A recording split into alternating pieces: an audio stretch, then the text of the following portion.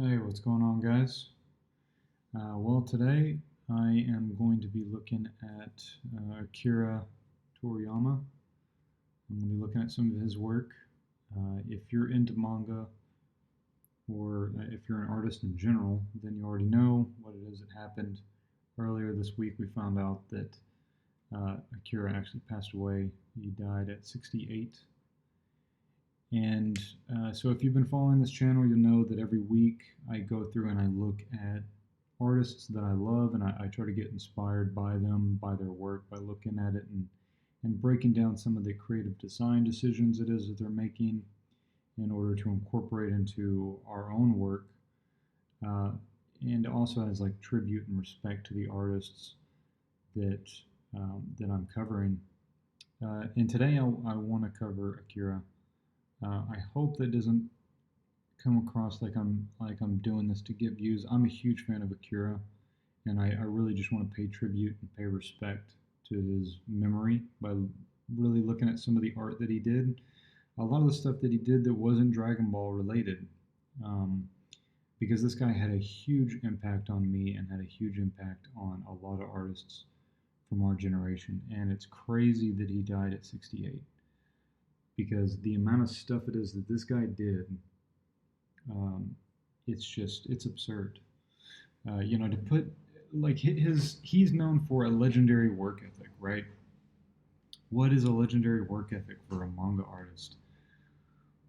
Well, from my understanding of it, especially during Dragon Ball, I believe he was doing, and please feel free to correct me in the comments below, but he was doing something like 16 to 18 pages of a comic in a week. In a week. That's the Shonen Jump um, time schedule, right? It's just putting out comics every week, which is insane. I can't say that I've done that. I can't say that I've completed a full book in 16 or 18 days, even though I have done some comic stuff. Um, and the level of skill it is that these guys were able to get to because of that is just absurd. Um, but not only did this guy do Dragon Ball and Dragon Ball Z, which has become a cornerstone of popular culture. It's a huge part of Japanese culture. It's like one of the, I guess you could say, one of the highest ranking animes and mangas that's ever come out of Japan. But he also had a hand in a bunch of other stuff, and so we're going to take a look at some of his work in games specifically, because this guy did just yeah, he just did insane amounts of stuff. So I really wanted to open it with this opening shot here. We'll move on to the next piece now, but this drawing to me is just so iconic. I love the way it is that he breaks the border here in the illustration. He doesn't complete the border, and he pulls your eye in here to this big white shape, right? I think that's really cool. It makes it look really clean. I'm not sure what this is from. I believe this is potentially from Dr. Slump, which was another comic, another manga that he did before he ended up doing Dragon Ball. But you can see that like his work has like a sense of humor to it, a sense of fun to it. That's what I really appreciate about it.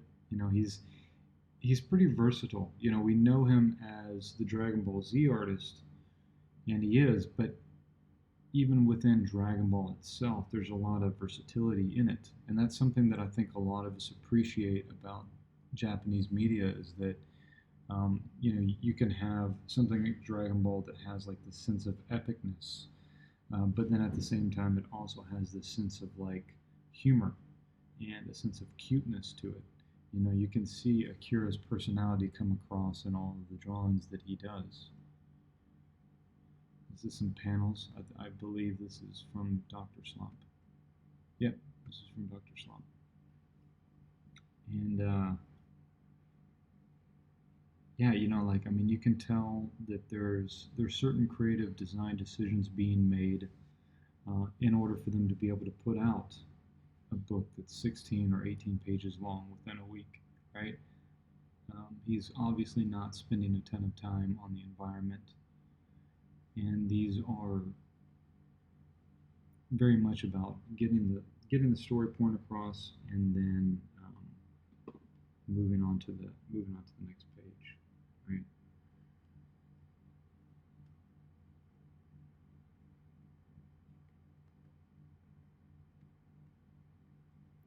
I imagine illustrating this book for him was like an adventure in and of itself. Doing all these Dragon Ball. This is the Dragon Ball book, but doing these must have been, is an adventure in and of itself, right? Like he was going up against grueling schedules that lasted for years. We talk about that he did 16 or 17 pages per week on a comic. But how long did this comic go on for? And not only did he do 16 pages a week, but he did these traditionally, you know. So like he had to deal with the half tones here, right? He had to cut those out and had to put those on himself. He had to, I believe he did I don't know if he did the lettering or not. If you know, please let me know in the description box. But I mean, he went all out with it. And on top of that, he's doing these spot illustrations like this right here, right? And stuff like this. I don't know what this is. Okay, I think this is from Dragon Quest because I see this little blue guy down here. Yeah, so we're getting into looking at some of the game stuff that he did. Guys, I mean, he did work for games. Like, how insane is that? That he not only did he do the Dragon Ball Z stuff, and Dragon Ball was at the top of the charts. At the same time, he was going and he was doing concept design, character designs, and stuff like that for Dragon Quest, and doing these not only doing the character designs and designing the world or helping design the world, he was also doing these amazing illustrations. All of this stuff looks like it's being done traditionally. I came across him and I knew him first from uh, probably from Dragon Ball Z, but at that same time I was coming across Chrono Trigger. So this guy's art was always a part of my life, um, but I didn't realize that it was right.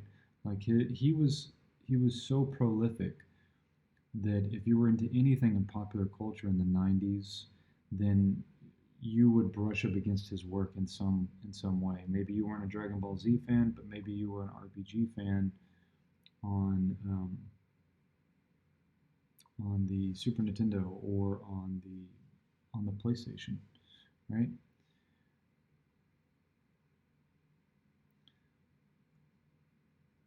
Yeah. I mean, like these illustrations that he did. I wonder if he did these for like the box art or what it was exactly that he was doing these for, or were these just for his own collection or something? But I love the way it is that he draws this stuff. It really gives you the sense of playing a Japanese role playing game, the sense of adventure and discovery and fighting enemies, right? Like they're all squaring off and getting ready to do battle. He also did character designs, and I think his another property that he did was Tobal. So this guy had.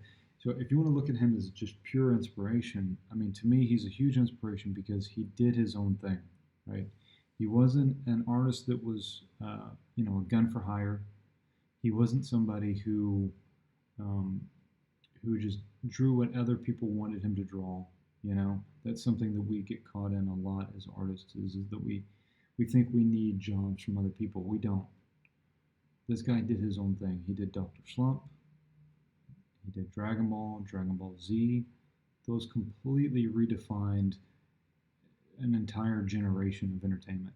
Like that had an effect on everything, from comics to games to movies, music, hip hop, everything, right?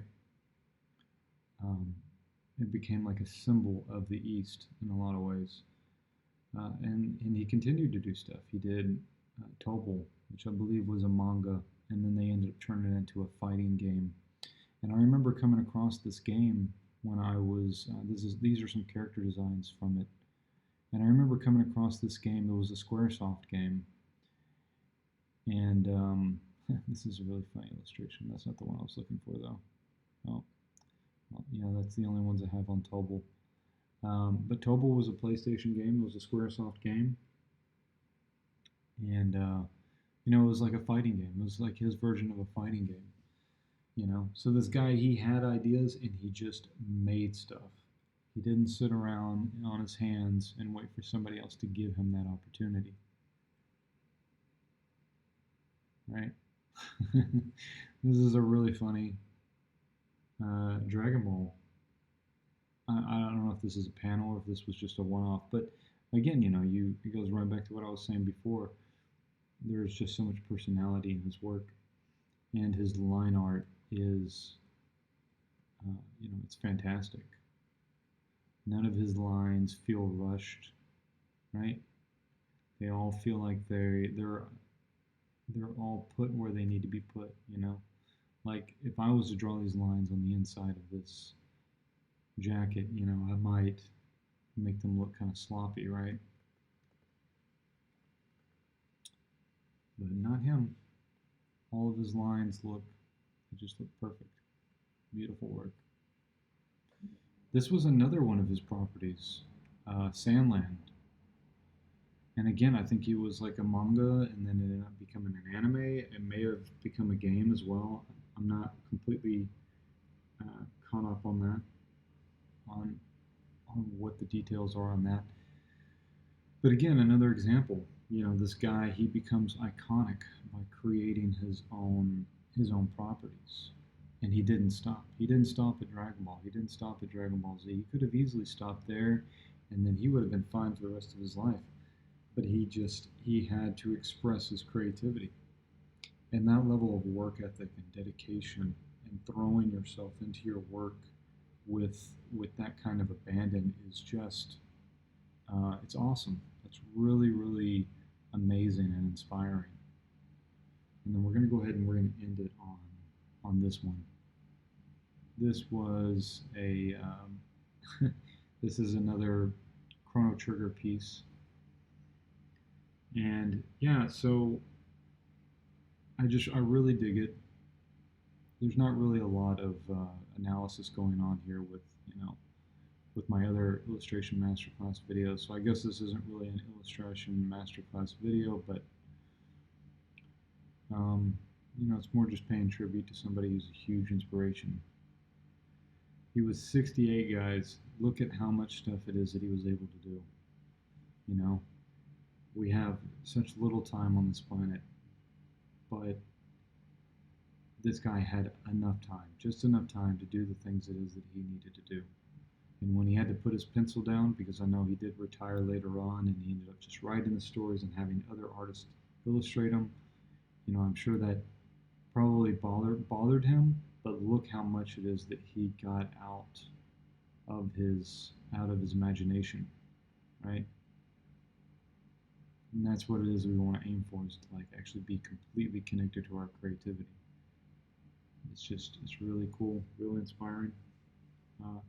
Anyway, guys, if you want to drop a comment in the description box below and let me know how you came across Akira's work, that would be cool.